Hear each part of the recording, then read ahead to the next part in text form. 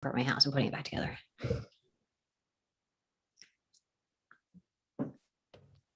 It's just setting up. Hold on.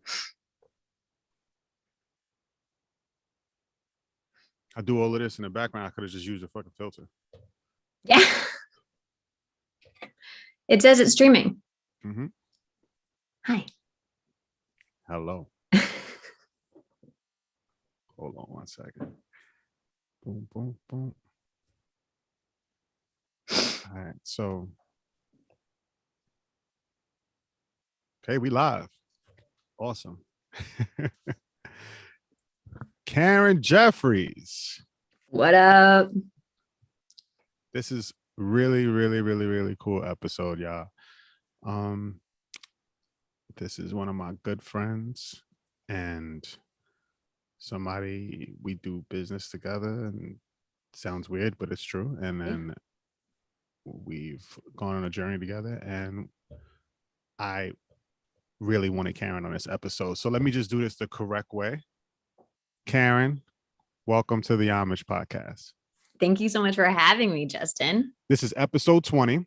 You are the second lady to be on, and I'm very happy that you're on, and I'm very sad that we've only had 2 guests that are ladies, but that's going to change very soon. You have to work on that. Yeah, we're going to change that very soon, because the stories that we want to share are very important, and women's stories are probably more important than men's, to be honest. So with that said, thank you for coming on.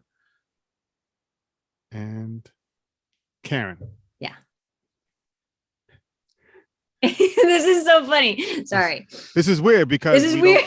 We don't do this in this way, right? I've never done like a formal thing. We just talk and we just talk shit, and then we figure out what we're gonna do. Yeah. So all right. First of all, how you doing? I'm good. How are you? I'm all things considered, I'm doing well. I was just saying before that it looks like you have like a fake Zoom background, but this is not a fake background. Yeah, this is the actual patio of my house, but it does look like a Zen garden. I try to be Zen. Like you need to have like the thing with the water that goes ding ding ding. You know how it's like that makes the sound? We got a fountain back here, but it's not working. You can see the holes on the floor. I'm trying to fix it. Your office is amazing. Thank you. And you designed it yourself, right? Yeah, I did. Okay, so Karen Jeffries is, for the people who don't know, we'll go into it, but Karen Jeffries is an author, a teacher, a comedian. But you are.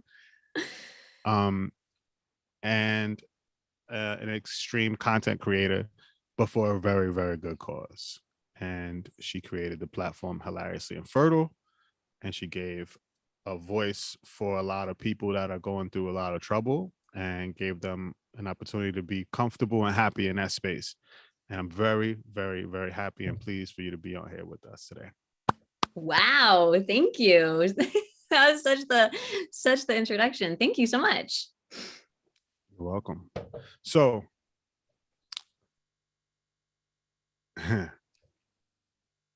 tell us what's been going on lately, and then we'll go back. Oh gosh.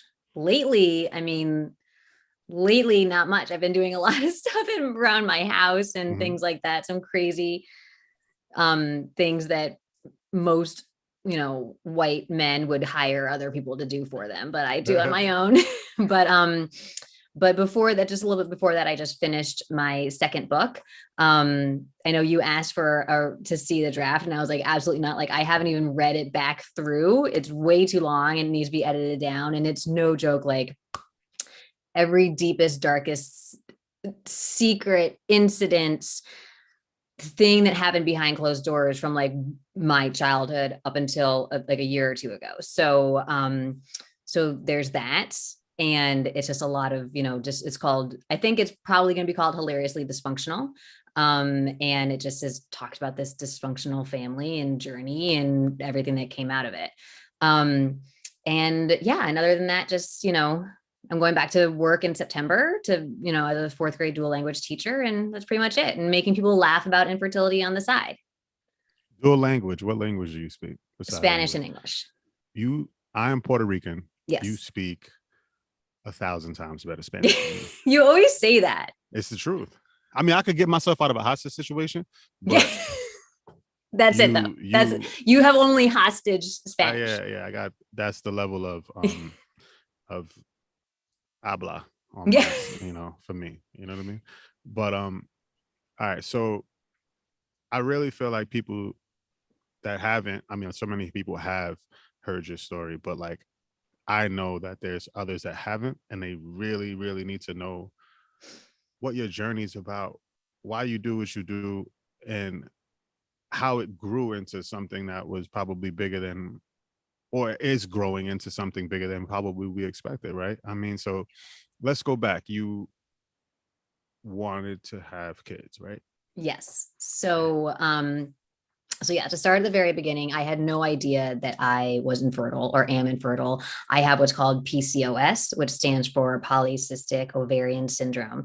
And basically it means that I have a ton of, like, if this is my ovary, right? Like these are the ovaries, right? They're flipping the bird right now. But like, if this is my ovary, ovaries have follicles in them, and in the follicles you grow eggs, and each month one egg becomes dominant and grows and then goes down the fallopian tube, right? To be, maybe attached to a sperm or inseminated with a sperm or not, right? So that's how it all kind of works. Which, first of all, like, I didn't remember any of that stuff from like 7th grade. Like I was like, wait, what's ovulation? Like what?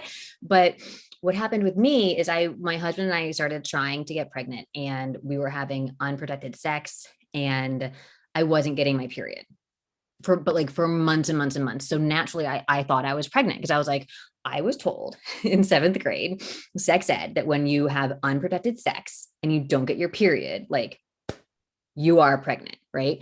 But I kept getting all these negative pregnancy test results. So I didn't understand what was happening. Turns out I have PCOS. So it means that, like, this is my ovary. It has a ton of eggs in it. I like to equate it to like an overgrown garden where like everything is growing. So like no one thing can grow because it's like so tight. And it meant that my eggs could not become dominant and I couldn't ovulate. So, but I had no idea that I had this. Doctors were like, oh, don't you remember back in high school when you got your period? And I was like, no, like, who tracks their period in high school? Like, I played field hockey and I don't know, I didn't pay attention to that stuff. So, we went to a fertility clinic at NYU in New York City, and we started going through fertility treatments. And I just remember finding out that I had PCOS and that I was infertile. And like, it just felt like my entire world came crashing down on me. Like, it was honestly the worst news that I've really ever gotten, probably ever. I was devastated. And especially when like you are a school teacher and you devoted your life to children. And, I had always babysat. I had always been a teaching assistant and a student, all this stuff, like every student teacher, all of it was leading up to like dedicating a life to children. And I had been teaching for a while at that point. And to be hit with the fact that I couldn't maybe possibly have children was really just a game changer for me. So we went to my fertility clinic, and my doctor, who was amazing, was very helpful. And he was like, it's not that bad. It can work. And I was just devastated. And the first insemination, the first IUI, which is when I joke, it's when they take, like, my husband would go in, or any person would go in and give not any person in our situation, but in your situation, anyone, right? Whoever your sperm person is, would go in and give their sperm in the morning. And then I joke that they take like a glorified like turkey baster and they just like shove it up inside of you later on in the day. Jesus and that's Christ. Basically what an insemination is. So the first one I did, nothing happened. And this was after like months of trying to conceive, 2 months of like being on Clomid, which is a fertility drug, and having intercourse at the right time. And now I'm at the fertility clinic. My first IUI fails. And my second IUI, which was February of 2012, I had the IUI on the same day that my sister went into preterm labor with her firstborn. And she lives in Chicago. And I literally like ran out of the doctor's office after my IUI, like got on a plane, was running through O'Hare to get to my sister because like it was really early. It was I love 35 your weeks. sister. She's Huh? awesome. I said, I love your sister. She's awesome. I know she loves you. But we were so nervous. It was the first grandchild and I was missing it. I never thought I would miss my sister's labor and delivery. I always thought I would be there with her. And I was like crying on the airplane, getting text messages from my brother-in-law and like everyone's staring at me. And I wanted to just scream at them. Like, I just missed the birth of my first nephew because I can't get pregnant and I had to have an IUI today. Otherwise I would have been out there already. Like it was just really emotional and crazy enough. Like that IUI worked. And that is my daughter, Zoe, who's now 8 years old, which is crazy that was 8 years ago. Yeah. You know, just speaking specifically from a guy's standpoint, most men, I can't speak for everybody, but like just me and people that I grew up with and everything like that, we always just had like two determinations of why somebody wouldn't get pregnant, right? If you're trying, right? Like something's wrong with the woman, like she's tainted or something, or we shooting blanks, right? We never knew like there was all these different layers to these things. And I learned a lot, as you were going through your process. I learned so much. And it was interesting to hear, just all these different situations, because then, me and my wife were going through so many different situations and we were learning as well in the same vein. But I'm curious, right? Like when all of this happened, what moment did you think, all right, cool, I should write a book about this, and especially write a book about this like in a funny way? So after I had Zoe, when Zoe was around 2 years old, we started trying for our second. We started going back to the fertility clinic. They basically were like, don't even try on your own. It's not going to work because you don't ovulate. So I did.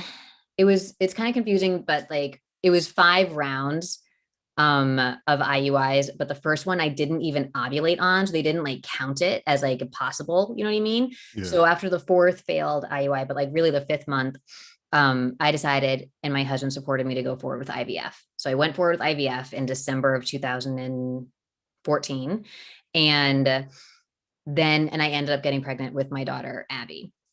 So hold on, let me pause you for 1 second, just for the men that might be subscribe to this channel or whatever, like, yes, what is IVF? What is IVF? So IVF is when they you do injections. You have to give yourself shots in the stomach for like the first 15 days of your cycle, right? From day 1 until day 15. And then on day 15, and they monitor you. They take your blood every other day. They do an ultrasound wand up inside of your vagina every other day. And they monitor how big your follicles are getting. Then you go under, it's a surgery. Like you go under general anesthesia, and they take needles and they basically go up into your ovaries, right? Into these guys, and they pop every single follicle, and they extract the eggs. So sometimes, depending on the woman's situation, you might have 3 or 5 eggs that come out of a egg retrieval. Yeah. For me, I had 33, because going back to the PCOS, the overabundance of eggs, like I joke that I have like a Costco amount of eggs. It's just like, they're not helpful because like they're all, not that they're all bad, but like they're all crowding each other. So, so I had 33 eggs taken out. So of those 33 eggs, they then are each one is put into 1 petri dish with 1 sperm. So they put 1 sperm and 1 egg into each petri dish. And basically it's like just like a messed up cocktail party. Like they just hope the sperm and the egg find each other, right? There's also a situation where they can insert the sperm into the egg, but that's just like a more aggressive cocktail party, right? Like no big deal. Yeah. So then after that, your 33, right, petri dishes or your 33 eggs turn into embryos, or they don't. So they all, like, there's obviously a lot of like failure and things don't work out in every cocktail party, right? Just like life. and my 33 eggs turned into 17 day 5 blastocysts, which means like I had my egg retrieval on Monday. So like 5 days later on Saturday, I had 17 fertilized embryos, like day 5 embryos, which would be the same as if a woman got pregnant and she was pregnant 5 days, like now she was 5 days later pregnant. It'd be the same thing. It just happened in a petri dish. And then what they do is they take that embryo and they just put it back up inside of you and they put it up in your uterus. And then you just go about life and you do some more injections to make sure that your uterus is really sticky, like slime sticky, right? And or like, throwing pasta at a wall kind of. And then that's how it works. And then you find out, a few days later, a week later, if the embryo stuck or if not. And if not, then you'll get your period. And if it did, then you will be pregnant. Science is crazy. It's crazy. It's so crazy. I know. Like I didn't even understand it. And the best is that and I always joke about this part, like this was 2014, right? Like Google existed. It was like a very, like the internet was a thing and like people Googled stuff. Like this isn't like the olden days. And like, I didn't Google anything. Like I didn't know about the different shots. Like I didn't know that 33 follicles was a lot. I didn't know anything. Yeah. And people were like, well, but like, why didn't you Google? And I'm like, I don't know. I didn't want to be like that crazy Google person, but at the same time, like I legit did not know. I don't know why. So yeah. Yeah. I mean, it's weird. Like, you think the information is there. You think everybody's going to know, but you don't know until you in these situations. Right. Yeah. You always get scared to Google because everyone's like, don't Google. Dr. Google's not your friend. You're like, okay, but I think there's a sweet spot and I just didn't do it. So, and then to answer your question, I ended up getting pregnant with my second daughter, Abby. I gave birth to her 9 months later. And about 4 or 5 months after that, I was helping a friend and another family member through their cycles. And I remember I was washing the dishes with Jeff. And I was like, well, so-and-so is ovulating. So I know it's go time for them this weekend. And, so-and-so said her follicles are at 17 millimeters. So I told her she should probably plan for an IUI on Sunday. And he looked at me and he was like, just my husband. And he was like, you should write a book. And I no joke, I just laughed at him. I was like, ha, I walked away. Like, I was like, I don't even read books. Like, I'm not the person who reads for fun that much, So I definitely don't have time to write a book. Like, what are you talking about? And he was like, I think that you're helping these people. And I think that you could help more people. And I think that you should write a book about it. And I was like, whatever. And I literally laughed in his face and walked away. And then I want to say probably a week later during nap time, one day, I just sat on the couch and I opened up my laptop and I just started writing. And Hilariously Infertile, one woman's inappropriate quest to help women laugh through infertility is the whole title. It's a mouthful, but I wrote it within 5 weeks. It's not that thick because I always joke. I think I have one here. I always joke that I can make infertility funny, but I can't make it it's not like War and Peace funny, right? But it's just, it came out really, I don't have it here. I always have one here. I should have had one here too. I know. I have a little thing. I have this, which is a little card of the cover, but it's not the cover. But it came out of me really, really, really quickly. And what's funny is that when you ask, how did I know I was going to laugh, that it was gonna be a funny story? I didn't, I just started writing it. And as I was writing, I was like, oh shit, this is fucking funny. There were just certain parts that I was like, oh my God, that's actually funny. And I was like, oh my God, that's actually funny. And then I was like, wait a second, am I looking at this just with rose colored glasses and I'm making it funnier than it was? And I was like, no, these were actually the thoughts that were going through my head. And I would go back to my calendar to make sure I had all the dates and all the times, right, to really put myself back in that situation. And it resonated with people because the way that I talk in the book is the way that real women talk when they are out with their best girlfriends and they're sitting down and they're like, oh my God, my discharge. Oh my God, that's, and I can talk about that until I'm blue in the face. And so can all my girlfriends. The whole thing about how men talk more about sex than women, I think is such bullshit because women really, really talk about it. And I don't know about you. I mean, I do know about you, but you and Jeff and our friends, you guys talk about sports. You talk about sports and the news and that's it. I mean, and work.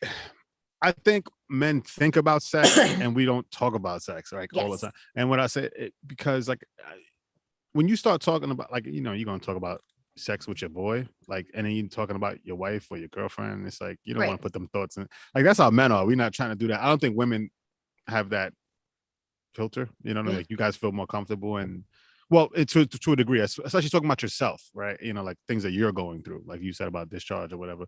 But yeah, we don't. I mean, me and Jeff played golf a million times. We've never had a discussion about sex. Nope.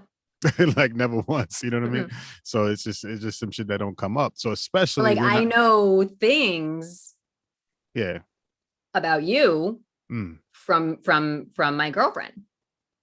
Yeah, we don't know how to talk about Yeah. that though. I'm just saying, like women talk about it. Like women talk about it more than men do. And I think you're right. Like women don't necessarily think about it all the time, but like when we're together, we just like talk about it. Like it's just like totally fine to talk about. You know, So, you're comfortable in that space. yeah.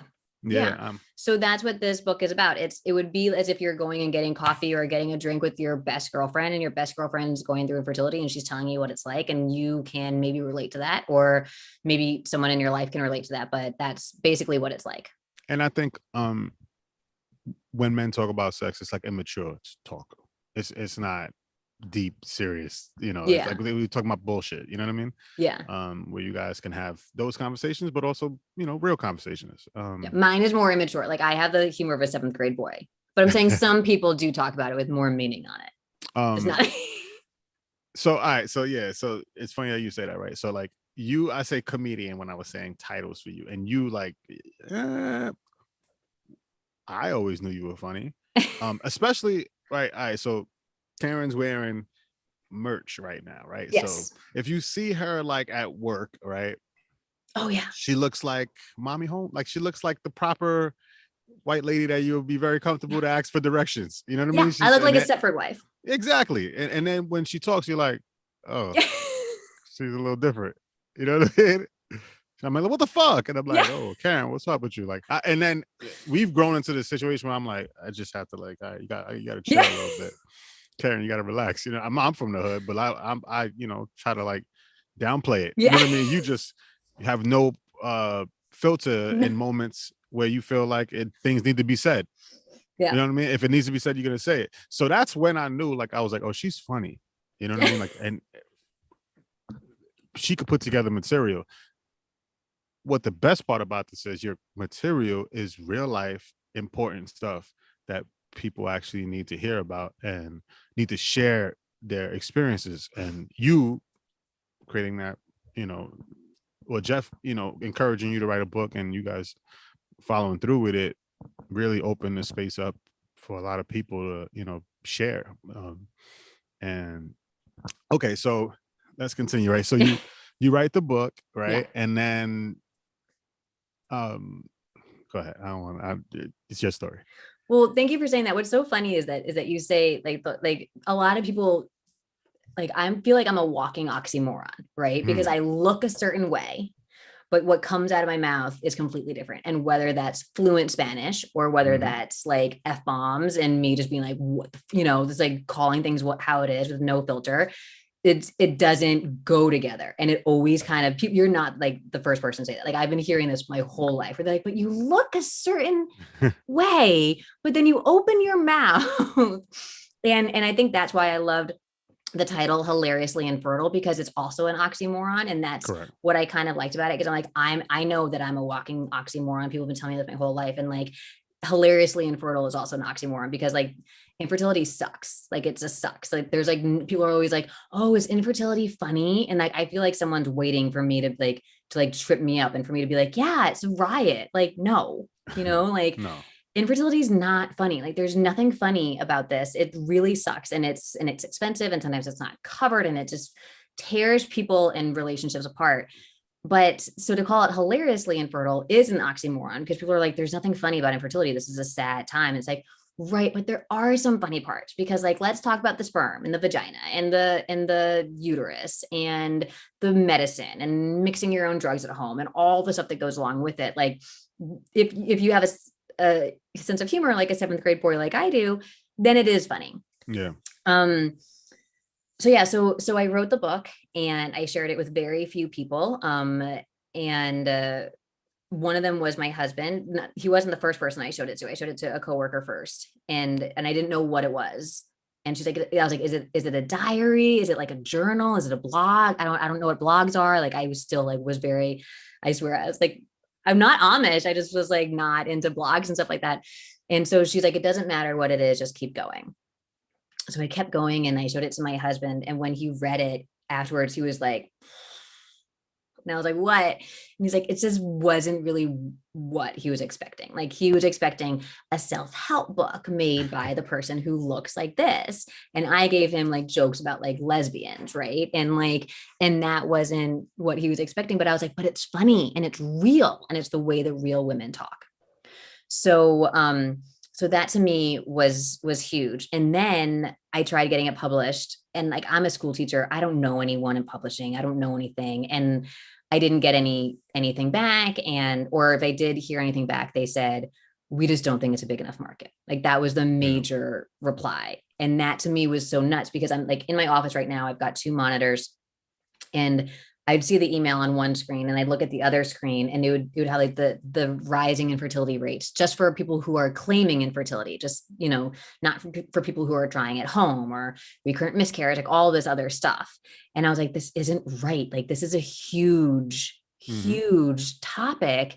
And if you think that it's not a big enough market, then that means that people are at home and they're suffering in silence. And I was like, and I just can't have that. So then a friend of mine was like, you have to start social media. And I was like, ew, no, I hate social media. Like, social media is the worst, because I never, and I still don't have a personal Facebook account. Like, as being a school teacher, I wanted to keep my life as, autonomous as I could, away from all of that. And it just, I didn't want any of that. So, but eventually I started Hilariously Infertile, and my niece taught me what a hashtag was, and it was like a whole thing. But yeah, so, and then it just grew and grew and grew and grew. And then you became involved, and you helped me a lot with the creative stuff, because your mind works incredibly differently than mine does, and you're so creative. And I remember in the beginning thinking that people weren't going to accept it, like me talking about my uterus or my vagina on social media. I was scared how my husband's friends would react, how my girlfriend's friends would react. And everyone just accepted it and was like, no, you're doing an awesome job. Like, you're doing a great service. And I was like, okay, it wasn't really how I thought it would go. I thought that it would be more like black sheep type thing, Yeah, no, I understand. And you, as much as you get notoriety, right? People don't know that you're very humble, right? So you won't talk as elevated as this situation is. So I'll give you some insight. So Karen started social media, and we had the help of, our family, and it was a meme account, right? It was a meme account, and it still is. Yeah. But people know it's you now, right? Yeah. Like, so it was strictly memes. And I was like, Karen, you got to get in front of the camera or she's like, no. And I was like, all right, well, and I'm trying to find like you said, I'm trying to find like ways to like mind fuck you. Like, all right, cool. How do I get her to feel comfortable enough to put her voice and her actual personality behind what Hilariously Infertile is? And you just felt more comfortable as time went on. Yeah. And we started doing all kinds of little things to, we started shooting different content in your house. That was fun. And then we went on the streets and shot content and talked to random people, which is that was hilarious. my favorite. Yeah, I mean, we're gonna do shit That's like that. Still my favorite. Yeah, I mean, COVID changed everything, but like, if we're ever able to do those sort of things again, we'll do it on a big scale. And then like, we had this mad rush of publicity at like, and it just all kind of came. Like, the Daily Mail picked it up, and People Magazine and Self Magazine, and we had all these people that were just seeing what these publishers didn't, right? Yes. Like, this needs to be shared. This needs to be a voice. This needs to be and there's so many fucking published books about nonsense, that I look at them like, they don't sell, and it's not and it has no like audience, it has no like thing to hold on to, but they didn't want to buy into it. So kudos to you, like, you didn't let that slow you down, and we went hard independently. And Do you know how many books we've sold since then? I want to say like somewhere between 4,000 and 5,000 Yeah, copies.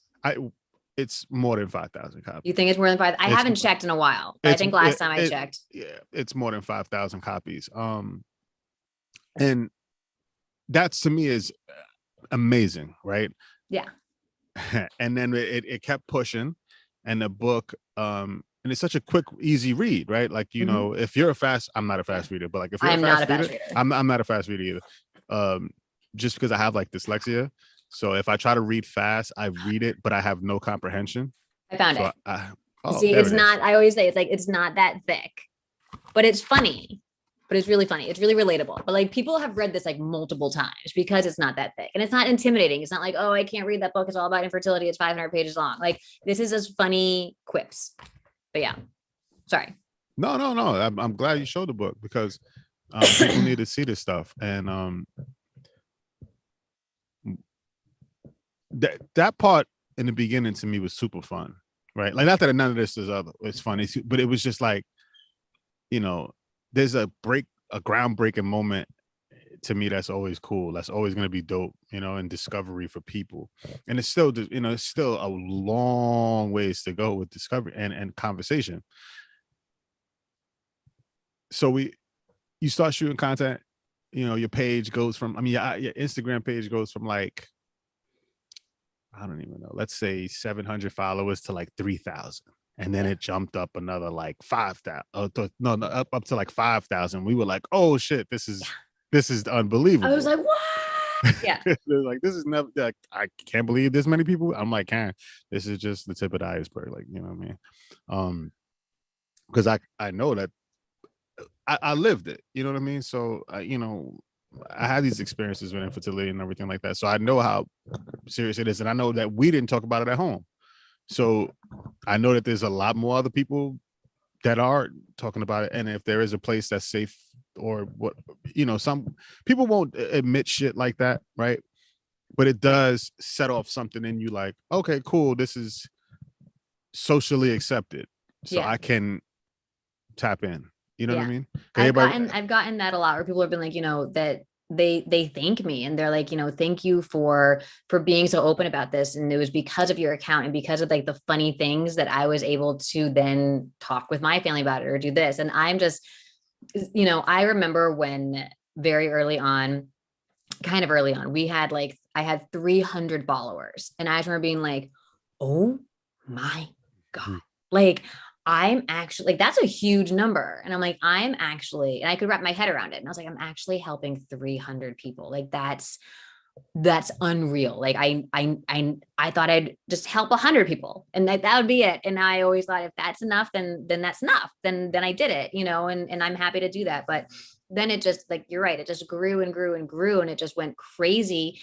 And now I'm just like, how am I helping this many people? Like, it's just, that's just always been the goal, the mission. Like I'm not one of those like, you know, bougie people who have like a mission statement, but like the mission has always been the same. Like it's always been to like help people laugh a little bit or smile a little bit who are going through infertility and if I could just make their day like just a little bit better, then I'm like, then I did my job. So, and it's true. You were the one in the beginning. I remember at first I didn't want to put my face on it because I'm a school teacher and I got permission from my district and it was okay.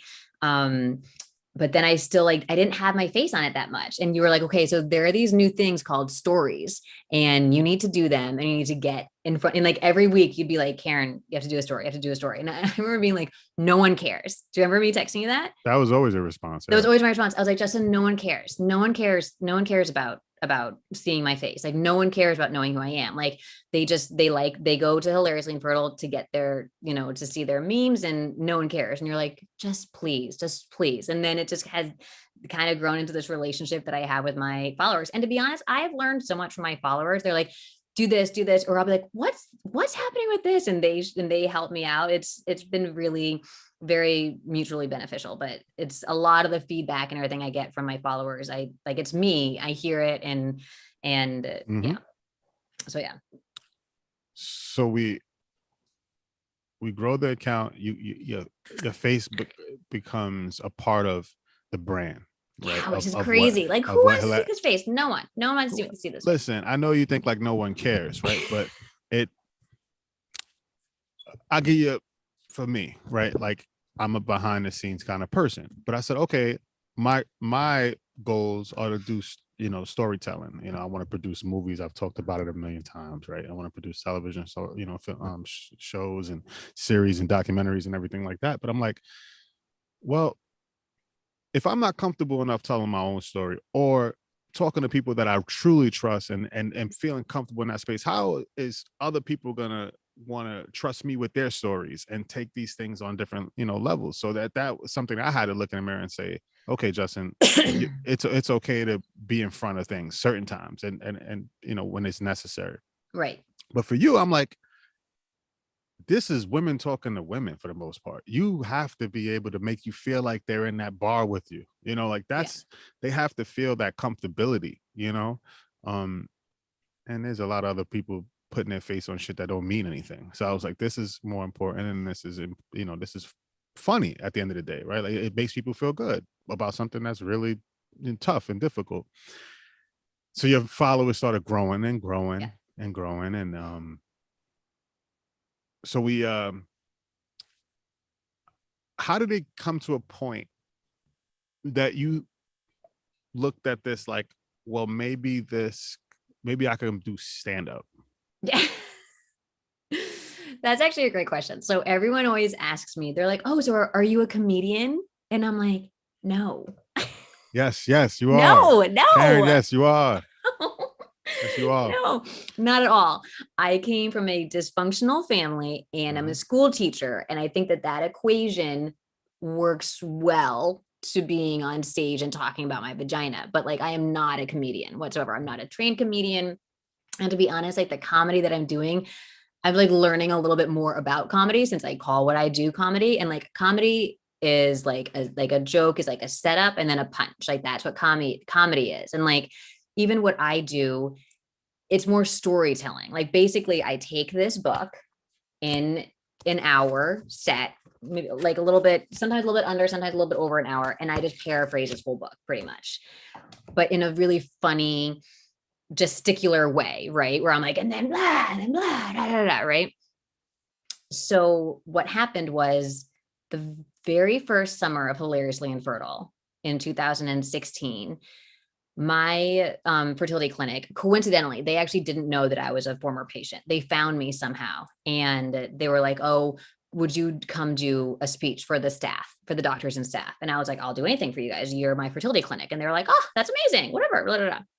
So I went down with one of my good friends and she did the videotaping, which I wasn't going to release the videotape or anything. It was just really for me to see how it went. And I practiced that speech. It was a speech, right? I practiced that speech. I cannot even tell you, every day, once a day, if not twice a day, every single day for a month leading up to that speaking engagement at NYU. I videotaped myself doing it. I did it again and again and again and again. And I like went through the book and I took out all the funniest parts and I just told my story. And I was so nervous doing it because I don't like in that original one and the one that I do for like corporations and clinics and stuff like that. There's not a lot of cursing. There's like one curse at the end, but I was just more nervous about how it would be received with the doctors and with the staff. Because it's just me telling my story. And part of me is like, why do they care? You know what I mean? Like, why do they care what my story is? Like they see this day in, day out. And I think what was really helpful and the feedback that I got afterwards was that like, they don't ever really get to talk to the patients. They don't get to connect to the patients. They don't get to hear the patient's story. They don't know that there was traffic on the way there and that you have to rush back to get to teaching by 8:24 in the morning and like all the stuff that goes on. They don't know all of that. And like, I talked about the unspoken rules of the fertility clinic and how you don't really talk in the waiting room and how I had to learn that. I didn't know that, all this stuff. Right.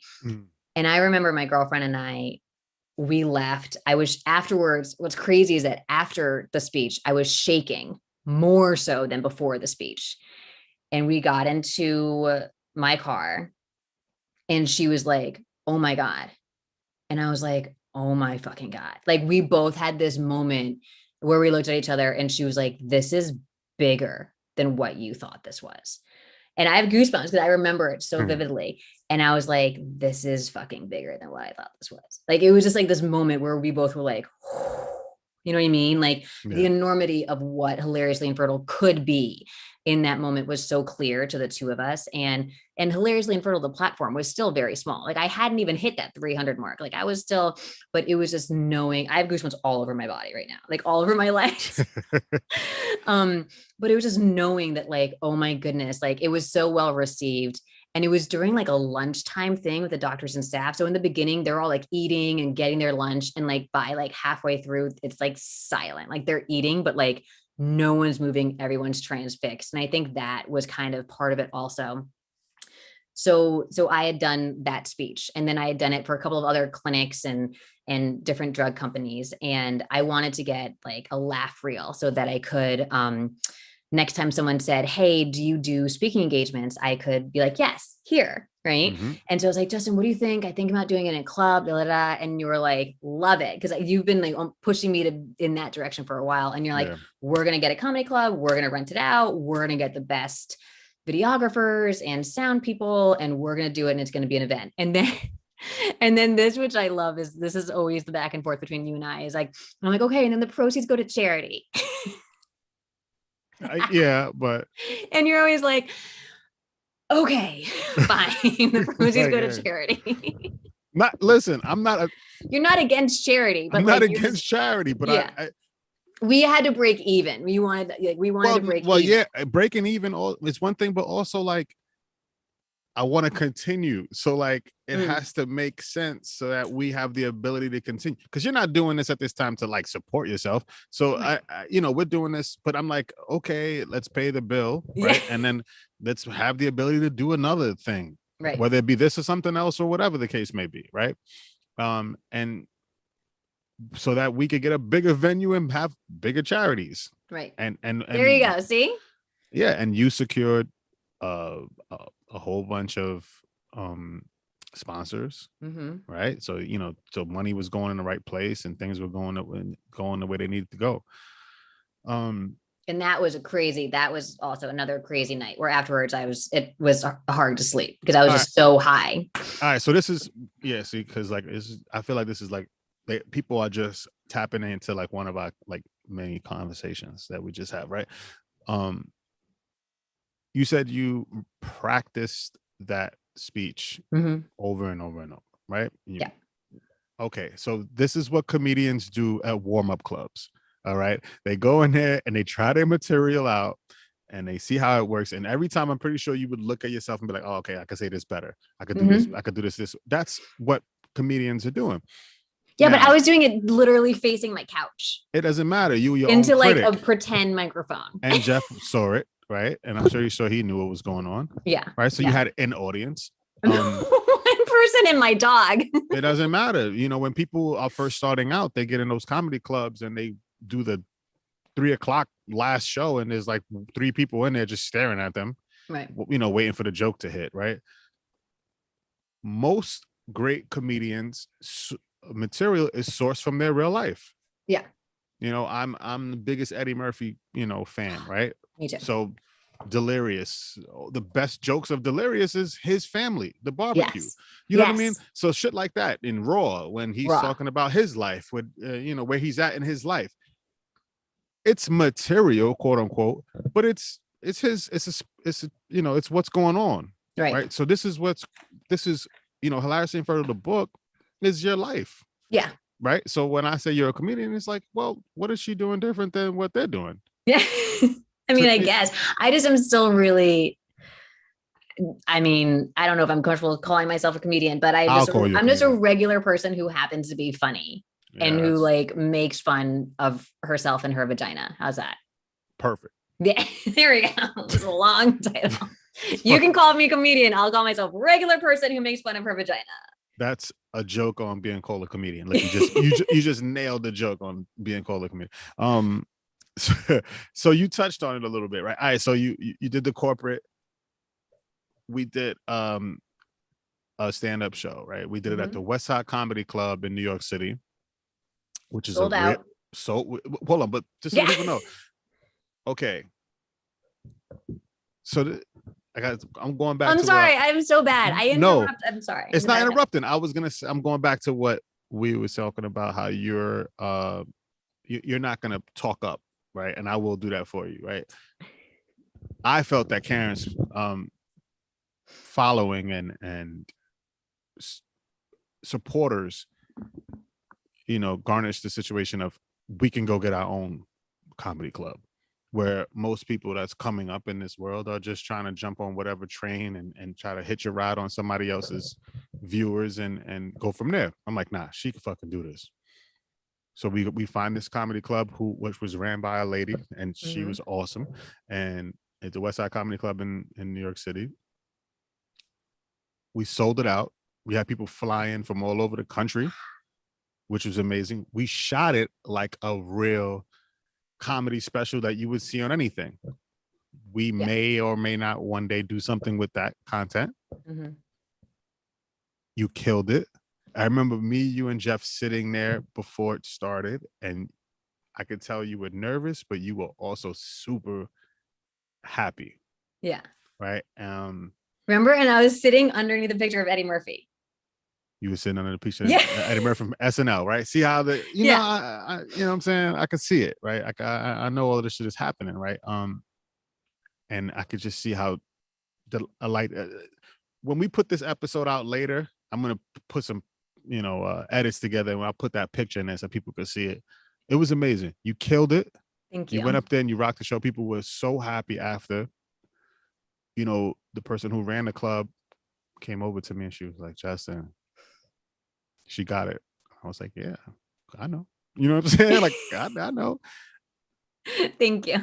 No, it was the truth, because you were speaking your truth, right? So that's the thing. Yeah. Well, nobody cares about fictitious fucking jokes. People care about things that actually matter. So yeah, you're having a good time, but you're also making people like, touch into like, their feelings. They going in a bag, right? So like they're like, but they also haha. Right. Exactly. I was extremely impressed and proud of you, and I'm so proud of you now. And what did I want to do right after that? Another one. I'm like, let's do another one. Do it again. I'm like, let's do it somewhere else. Let's take it to another city, and we took it to Boston. And why did we go to Boston? So we went to Boston because we live right outside New York City, just north of New York City. And we went to Boston because my husband is from Boston. And this is as like grassroots as it gets. Like we were going to go to Boston because like I have family there. I could stay at my sister-in-law's house and I could pack a little bit of it with like a few of my family members. Then I was hoping to go to Chicago because my sister lives in Chicago. Like, it was honestly just so like we have a place to stay when we go to these places and like we could save some money. It wasn't like there's no like hilariously infertile tour bus like taking us around the country. Like we were just like, okay, let's just do the places where it's home for us, right? Like those are home to us and our friends and our family. So then we went to Boston, and then COVID hit. We went to a theater called the Regent Theater in Boston. Arlington, specifically town, right? And it was amazing. Now it went from, a smaller venue to a bigger venue, to a much bigger venue. And you had an opening act. Yeah, I did. She was so great. Yeah, so like, I'm like, Karen don't see it, I see it. You know what I mean?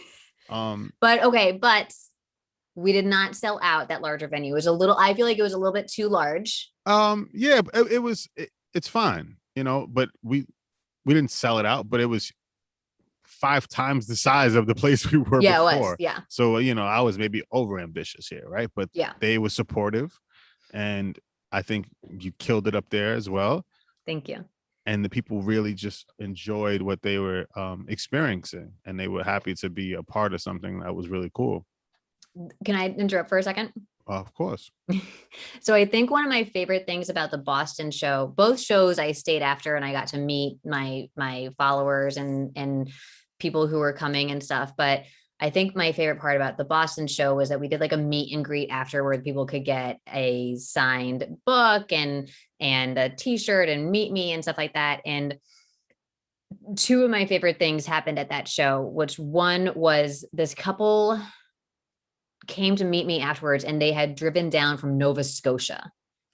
And I just remember being like, why? And they were like, well, we drove down from Nova Scotia. And I was like, why? And they're like, to see you. And I was like, how long of a drive is that? It was like 14 hours or something absolutely crazy like that. And I was like, why? And they kept being like, to see you. And I was like, I still don't understand. Like I would not drive 14 hours to see anyone except for like my sister. I mean, you're still okay. Yeah. My bad. It's okay. I'm listening to everything you're saying. It's I know, and it's hard for people living in a moment to understand what the moment is, right? So like we see from the outside, or everybody else that's watching, and especially me because I'm paying attention so closely to it. You have these followers all over the place. I mean, you have a big following in Australia. I know, yeah. You know, like you have to come to Australia. I'm like, do you know how much a plane ticket to Australia costs? At the show in the city, you had the woman came up and where was she from? Minnesota? Yes, there was someone I think from Minnesota. Yes. Yeah, I was just like, okay, and she flew in. She flew in, and then this was a part of the show, you know. So it's like if you build it, they will come kind of thing. And great reference. No, it's the truth. I mean, these people are going through things, and they really want to be around somebody that's a hero in this space, you know, of a voice. And that's what you were doing, you know what I mean? I don't want to sound like I'm doing like a whole fucking victory lap episode, but it's just the truth, you know what I mean? Thank you. This is what it is. You achieve something that is very hard for people that aren't doing this full time to do, you know. Thank you. But it only came from something real. Well, and a lot with your help too. So what I was saying is my one favorite thing was the couple who came down from Nova Scotia. And my other favorite thing was there was, I guess, like in the comment section on Facebook, there was just one person who commented like, oh, I would love to go to this show in Boston, but I can't because my spouse is going to be away that weekend. I don't have anyone to go with. Right. And this other group of women was like, well, you should come with us. And she was like, you're strangers. Like, that's creepy. This is the internet. Like, this is red flag. Right. And they ended up meeting out beforehand, like just around the corner. Some of them knew each other. Some of them were strangers. And then they all came to the show and they're like, now we're friends. Like they were talking about what they were going through and all this stuff. And I just like, I remember like the gravity of that moment and being like, oh my God, like that was like, it was just so, it was so kind and so kind-hearted. And it was so amazing to hear that these people did that for each other, but to also know that like, that it was because they were coming to this event that kind of like brought them together, that it was incredibly, I have goosebumps again down my legs. It was incredibly humbling. Like I still don't have any words to describe like how that felt and how amazing I thought that was, that these people came together and then came to my show and they were like wearing t-shirts and they're like, yeah, and like posting about it on their personal, you know, social media, which not a lot of people talk. Sometimes people don't talk about infertility on their personal stuff. So I just thought it was really empowering. I felt. Yeah, it was amazing to see a community being built, you know, to being a gathering of sorts for this very important situation. You know, it sounds heavy, but it's fun. If you know, if anybody here gets a chance to experience it, it's great, it's fun. And then when they read the book, they'll see what we're talking about. So COVID hits. Then right? COVID, yeah. Yeah, and then COVID comes, and then we, you know, everybody pauses, right? Yeah. Because now we got to check in on everybody else's life and see what's going on and see how we're doing. Is this when you decided, like we talked about when we first started, right, to write another book? So I had started writing another book a few years ago. So those two shows were in 2019. June was New York City, November was Boston. I believe I started writing my second book, I want to say 2018, 2019. Do we have someone here? No, you got an audience here. There's an audience? Okay, so I can't curse. You can fucking curse. Go ahead. Okay. Please curse. I started writing it a little bit earlier, and it was really the beginning part of my book, which is really my childhood, right? Like elementary school years. It took me so long to get through. And I just started getting through it and getting like, I remember I wrote the beginning and I was like, I'm going to write this book. It's going to be awesome. It's going to be a tell all memoir about like my shitty childhood. And then I just couldn't write anymore because it took me to such a dark place that it was really hard for me to write about it. And so I would write like a paragraph or a page or 2 pages and then not write for months and then go back and write about it again. And the great thing about Hilariously Infertile and writing Hilariously Infertile, and part of the reason why I did it so quickly is because it had a good outcome, right? At the end, like it was funny. I knew it was bringing people closer together. And most of it is positive, even with some of the negative. But writing this next book was really hard because the first like 35 pages are just like slogging it in like really traumatic fucking shit.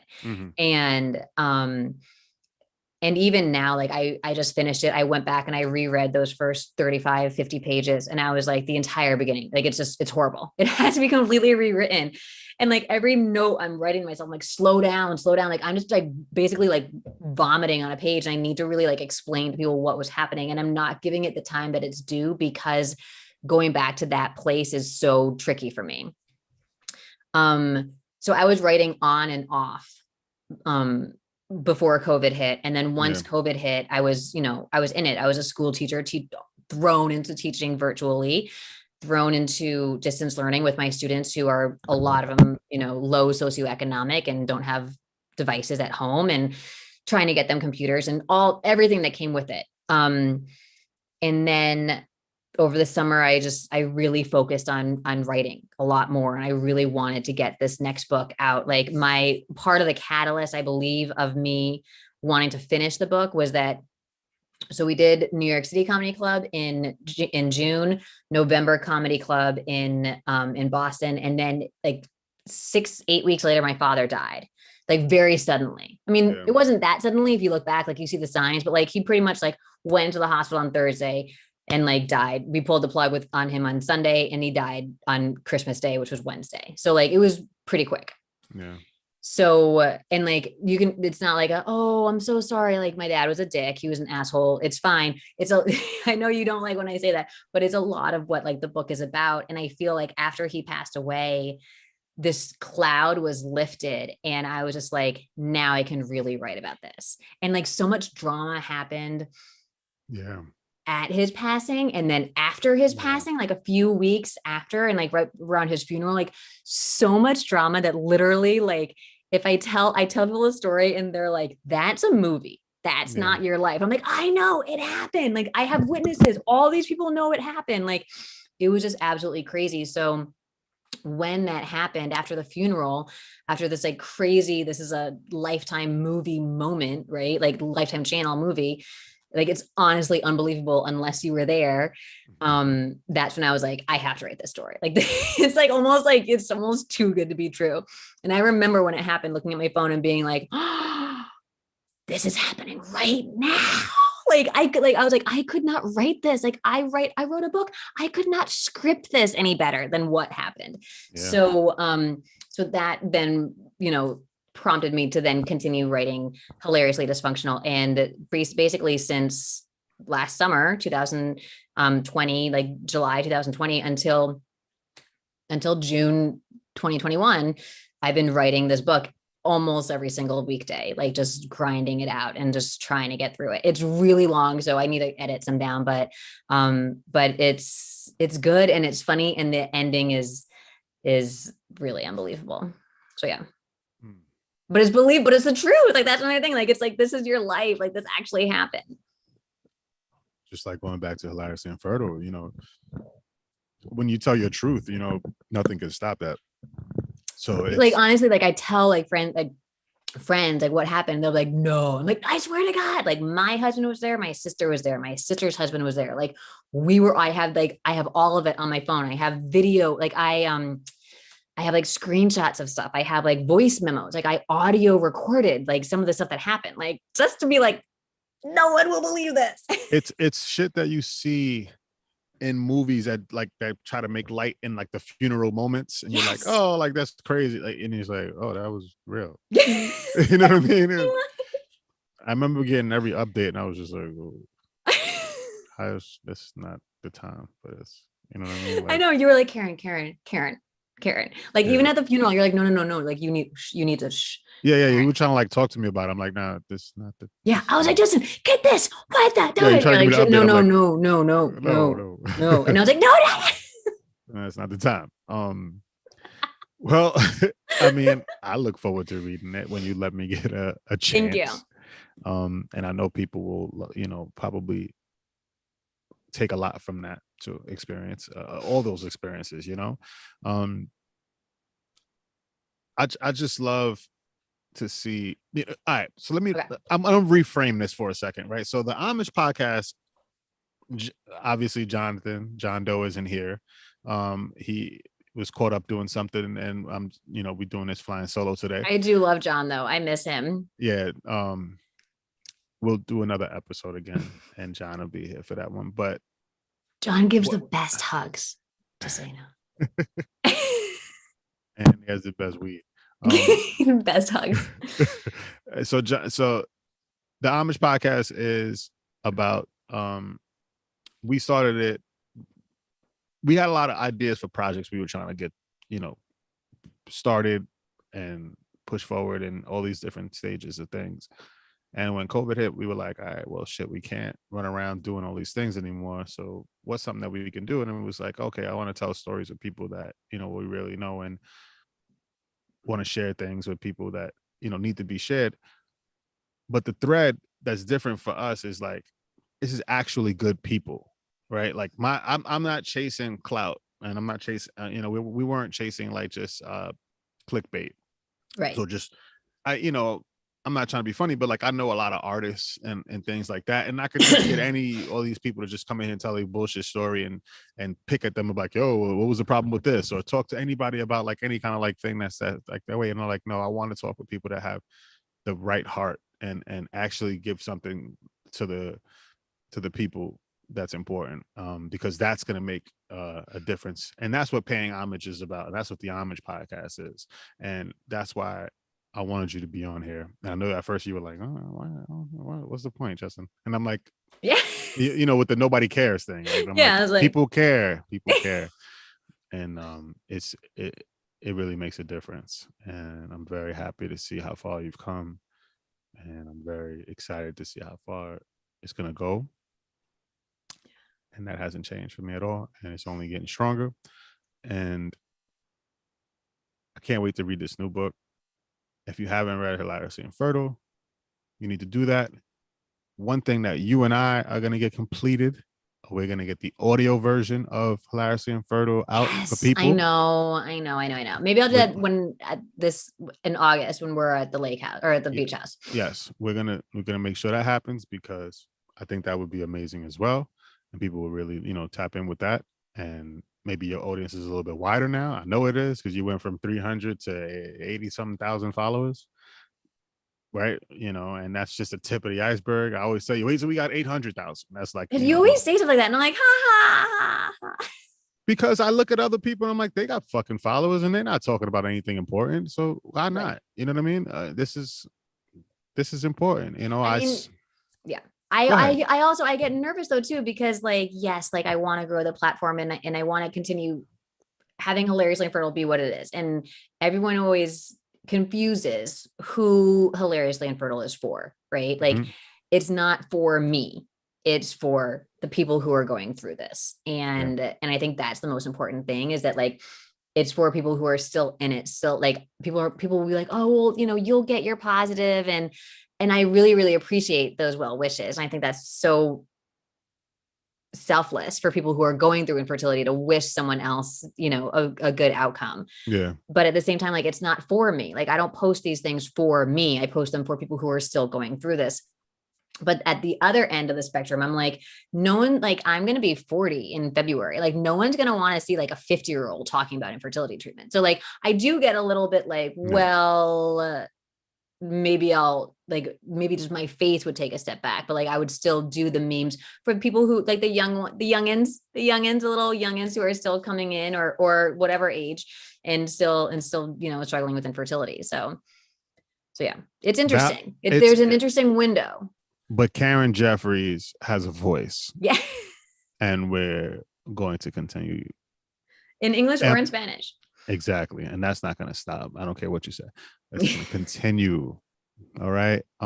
It's gonna make a difference. Like it's been doing, and it's gonna make an even bigger difference, and we're gonna be in bigger situations.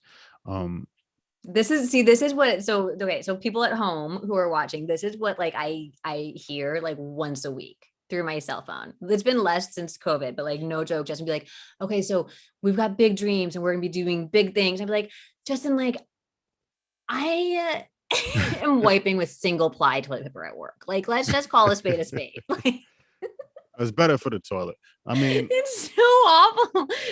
And I was like, you know what? Like, let's just bring it down a notch. Like, I got caught picking my boogers today by my husband. Like, let's just, you know, or whatever it is, you know, and you're like, no, Karen, no one cares about that. Like, it's bigger than that. And I'm like,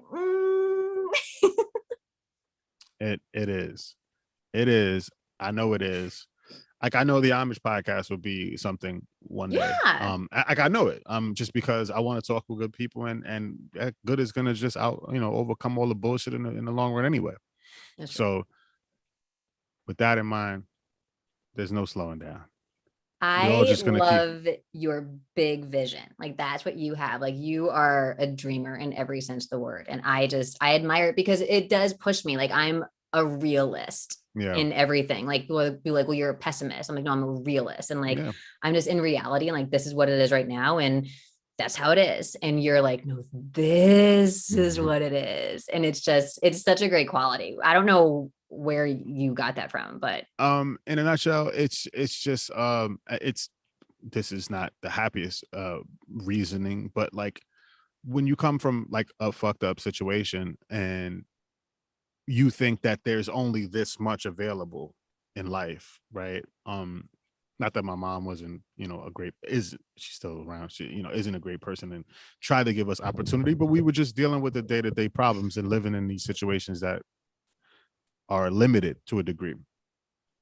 And then you see a lot of really sad and horrible things happen to the people around you and very, very, very, very close to you. You start to think like, your expectations on things are small, and then you're like, oh well, okay, maybe it's not that small because I can just try this. And then when you try one thing and you realize you can keep pushing forward, and then you don't want to slow down, you look at it like, oh well, everything's available, like everything's possible, everything can happen, and everything is possible. No, everything is possible, it really is. I didn't think a clothing line that I would start with have a store and all this kind of shit, or any of these things, you know what I mean? So like even just like your personal life, like I know for me too, like in a little bit, like I remember being like, I'm gonna have a messed up life my whole life, you know, because I came from a messed up life, so I'm gonna have a messed up relationship. Correct. Everything's gonna be messed up, and my children are gonna be messed up because I was messed up. And then like just even so, like in that aspect, I totally get that. Like I like, oh my gosh, like look at what we have and what we've created, and like it's crazy. So yeah, I mean, but you're like Kevin Garnett basically. like the big ticket. It's just it all could come true, you know what I mean? And whether or not it's exactly what you think it is, it'll be what it's supposed to be, and you just got to keep pushing forward until if you an OG in my hood told me, if you breathing, you got a chance. And that shit just resonates with me through life. And I'm like, okay, cool. I get it. You know what I mean? Right. So keep trying. And that's how I look at everything that I want to be involved in. I love that. Including Karen Jeffries. Hilariously infertile. Well, thank you so much for being on the Homage Podcast. This was really fun and weird a little bit because it was a little weird. It's like an audience looking at a regular conversation, but this is amazing. Thank you so much. Thank you so much for having me. I'm bummed out I didn't get to tell the arugula story. Tell me the arugula story. No, it's your story. It's about you. That. Oh, okay. So I don't eat. All right, hold on. And then we'll tell it real quick. See, the ghetto come out of me sometimes, right? So I don't like. I eat salad. I don't like romaine and iceberg lettuce. Right? I don't like that because I feel like that's bullshit. Right? It's water comes out of it. It's weird. It doesn't have no nutritional value. They give it to you for free in food. Right? So I think it's nonsense, and I get judged for it. So Karen, when she hosts, she wants to, provide food. Wait, no, this was at a wedding. Do you remember? We were at a wedding. Oh. Do you remember that? Yes, because you tell the story. Okay. I thought you was just talking about in general. In general, yeah, I do bring food, and you're like, I'm not eating that. But I'm the same way with like certain foods. Like I don't like fruit, which is weird. Like people always give me shit for not liking fruit. We were at a wedding, and this is actually my sister's favorite story about you because the way I say it, she's like, that's exactly Justin. Like I can hear him saying that. We were at a wedding, and you were sitting at the end of the table, and we were served an arugula salad. And Allison, sorry, our friend, our mutual friend, was just looking at you, and I was looking at you because we know that you don't really eat leafy greens. Yeah. Do you agree? Like leafy greens are not your thing? Now I do more, but not at that time. Yeah. So we popped your leafy green cherry. Okay. This is my God. Go ahead. So we're looking at you, and you're just digging into this salad. And a little bit of backstory: this wedding was, no joke, the hottest day of the year. Do you remember? It was like 115 degrees. Like it was it set a record for the year of whatever this wedding was, the hottest day. And we were all sweating so bad. We finally got inside of the air conditioning, and they put an arugula salad in front of us, and you're eating it. And I was like, Justin, you're eating this. And you were like, and your wife was like, I can't believe that he's eating this right now. And I was like, I can't believe you're eating this. This is arugula. And as you're like digging in, you're like, I like arugula. I'll tear arugula up. I'll tear some arugula up. Tear it up. And we were just laughing so hard because whenever I tell that story, it's just like so Justin. You're like, I like arugula. I'll tear arugula up. And you're like eating it, and like, and your wife was like, I've never seen him eat arugula before. Maybe I was drunk, but like, no, it was the beginning of the wedding. It was the salad I was sober. Course. Yeah, I mean, I don't know. I was hungry. I'll tear some arugula up. Fuck. So funny. And so whenever I tell that story, I'll be like, well, I have a funny Justin story. And it's always like, I like arugula. I'll tear arugula up. And your wife being like, and we're all like, what? Like that would like be me, like being who doesn't eat fruit, being like, I'm going to eat a mango. That was like my inside voice talking outside for a minute. You know what I mean? I'll tear some arugula like, up. I'd be like, I'm going to tear this passion fruit up. But like, you wouldn't say that though. No, it's disgusting. That's so gross. Don't say, but you wouldn't say I'd tear the passion fruit up. I'd be like, I'm going to or whatever. You know what I mean? Yeah. Like man. kiwi, like so gross. Well, you try more fruit. I'll try more leafy greens. I don't eat fruit. Yeah, I don't eat fruit. No. So no. Well, but I will make fun of you every time you eat some leafy greens. That's for sure. It's all good. It's all good. I'll tear some arugula up. All right. Well, on that note. Okay, sorry. I had to. It's all good. We're paying homage to the arugula. Pay homage to the arugula. Shout out to the arugula. Episode 20. Karen Jeffries, the Homage Podcast. Peace, y'all. Bye. Awesome.